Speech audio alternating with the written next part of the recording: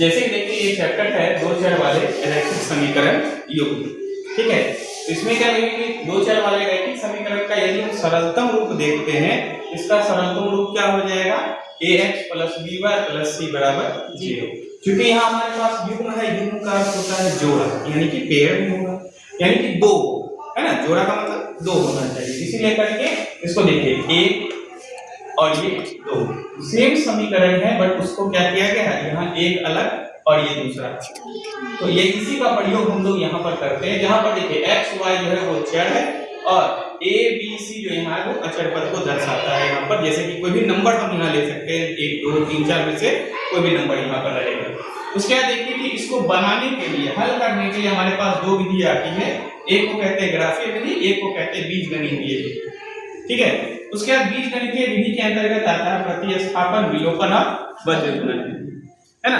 प्रतिस्थापन भी, विलोपन भी और वज्रगुणन विधि आता है। तो हम लोग इसमें से क्या करेंगे, सबसे पहले ग्राफीय विधि पर चर्चा करते हैं। तो ग्राफीय विधि पर बनाने के लिए हमें कुछ कॉन्सेप्ट को ध्यान में रखना होता है।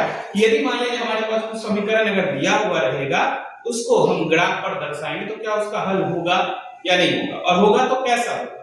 उसके लिए क्या है कि देखना ये है कि हमको, जैसे कि ये हो गया, यहाँ पर यदि हमको कुछ आ रहा है तो क्या आएगा a1, यहाँ कुछ होगा तो ये b1, और ये जो अगर होगा तो वो c1, यहाँ ये है तो a2, ये है तो b2, और यहाँ 12 है तो वो c2।